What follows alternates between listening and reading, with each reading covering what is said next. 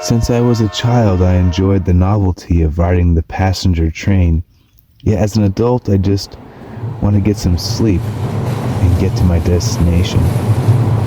But I will say my first comedic love of trains came from a short film called Birthmarks by the comedy duo Laurel and Hardy. And in the short film, they are two musicians who take a train to Pottsville. In my own adventure, my friend Jordan and I, who, as you know in the previous stories, he owns a comedy club next door to my cousin's comic book / game shop. If you remember. If not, well, go back. This comes to you from the Journal of Minister Matthew Forbes, the adventures of a struggling artist mixed into the world of mysticism and dark arts. Aside from battling my inner demons, I find myself matching wits with demonic and angelic forces. What can I say? You don't choose the mystic arts, it chooses you. So if you see me in the cemetery, just know I'm trying to save a soul, and next time it might be you. Open the gates of your mind, the damned saint has arrived. So, Jordan and I were on a trip to do a comedy gig in Pottsburg. To be honest, I never knew a place existed until now, but I have been there once, but it was by bus though, the last time. I remember it being a very clean city, but I needed to brush up on my stage act, get ready for the big show. So for the guests of the train on our trip, all of us comedy performers worked on their material, and I had a decent set, I guess you could say. I say the problem with society right now is that people are aging slower, which means that their bullshit games continue on much longer than they used to. Everyone used to have their wild 20s, and now that bullshit goes on into their 30s. So, the fuck are we supposed to do? I hate those fucking games. I'm 35. I got 5 more years to go. I'll wait and see what the games are like when I'm 40. The word skylight? It's just a fancy word for roof window. So I ask you, what is a message? A message is a mess that is lost to the ages. Wait, that's not funny. That's too deep. After our practice comedy performances, Jordan and I were headed back to our compartments to get some rest. There was several hours left to go on the train trip before we got to Pottsburg. And on the way back to the compartment, we bumped into a man who had been very quiet all night. I'd seen him out in the audience, but he seemed to have this odd obsession with looking at his pocket watch. He gave us an odd look and then went into his quarters. "Oh man," Jordan says, "I'm so tired, dude. You can take the top bunk. In case I have to get up for water, my clumsy ass doesn't want to fall." LOL. "Hey, it's fine, homie," I said. "I need to get some sleep myself. I have a pretty good side when I get my sleep, and if I don't, I have a pretty ugly side too, you know what I mean? I'm trying to, ease back on the brakes, you know what I mean?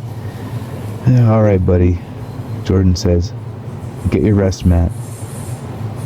And I'll say there's nothing better than the ASMR of a train ride. The train quickly lulled me to sleep.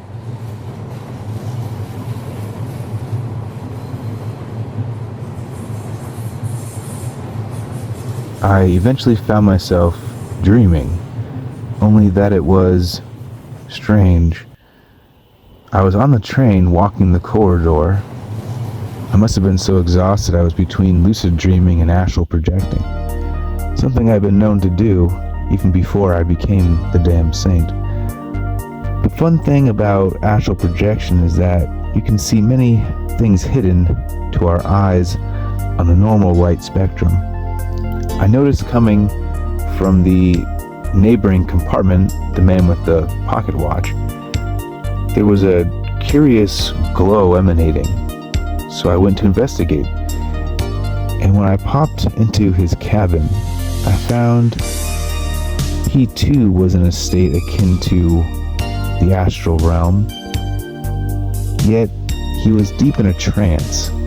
He suddenly became aware of me, but then suddenly his pocket watch began to glow. It began to pulsate, and this light began to expand and emanate from it.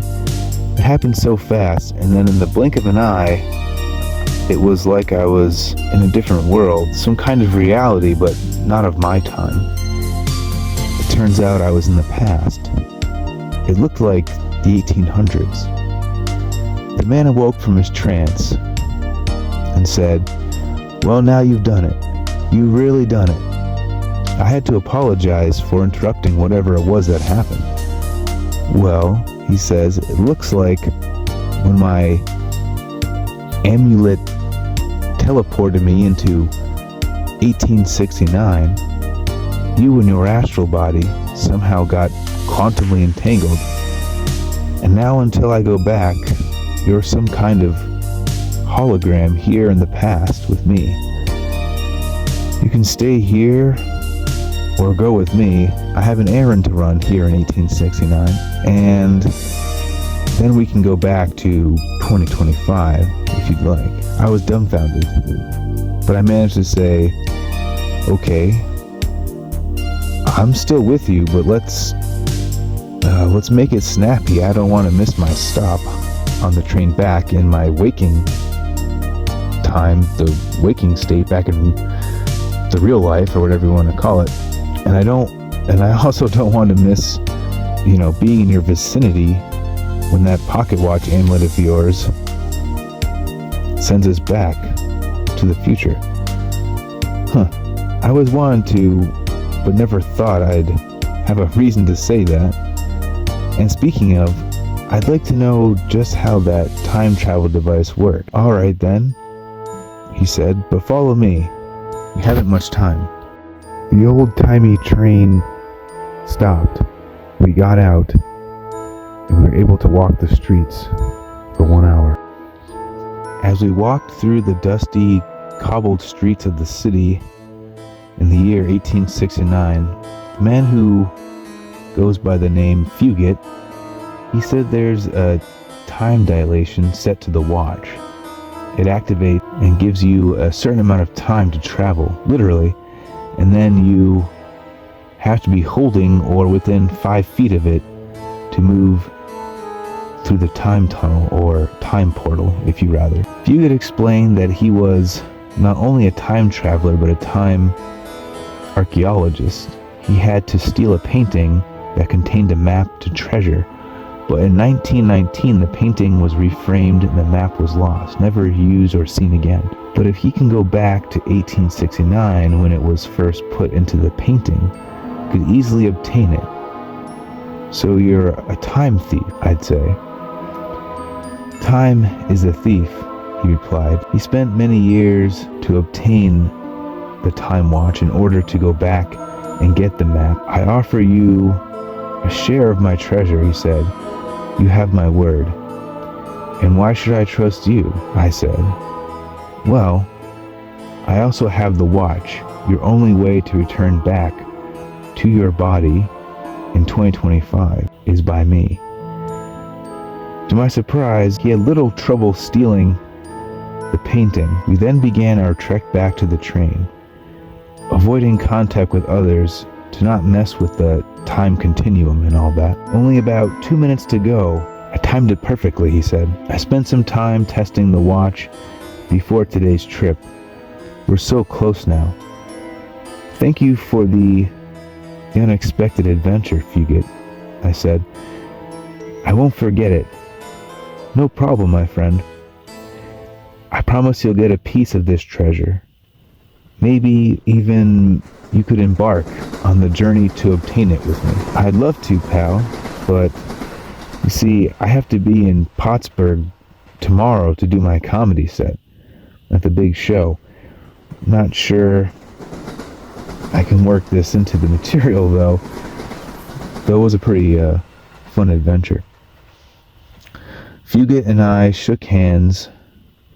The watch illuminated. I was almost out of range, but he pulled me in a little closer, and then we phased back to 2025. I woke up in my top bunk. I went to get up, but forgot it was the top bunk, and fell, making a loud noise on the floor, waking Jordan up. He woke up with a start. Hey bro, you okay? He said. Did you dream or something? I stood up and dusted myself off, looking out the window, the scenery flying by.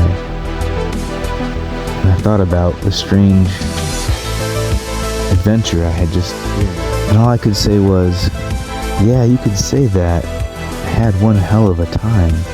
Travel.